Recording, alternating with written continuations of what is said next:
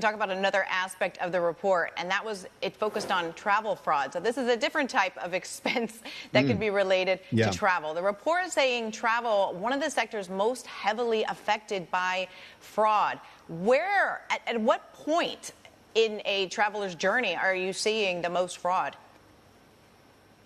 Well, firstly, I would say during peak season is where you get an outsized fraud rates. In the winter, we find globally it's up around 28% compared to normal. In the summer, Northern Hemisphere, I'm talking months, it's around 18% up.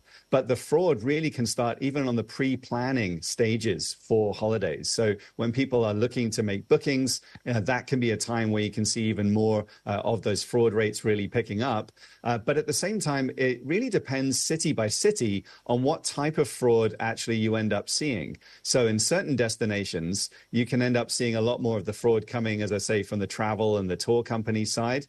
In other cities, it can even be in things like food services. So a good example, say over in Los Angeles, that's the biggest portion of where we see some of the fraud. But in places like, say, Hong Kong, more of it comes from the travel agencies and tour operators, and it's a similar thing in other markets in the region as well as globally, where it could be, as an example, paying up for a tour guide or a tour operator that turns out to be fraudulent. And so those sorts of things of at least finding or doing what you can to protect yourself becomes even more important, especially when you know that you're traveling during the peak seasons. And there's a number of things that we actually feature in the report as a link that gives tips to individual consumers of how to travel more safely.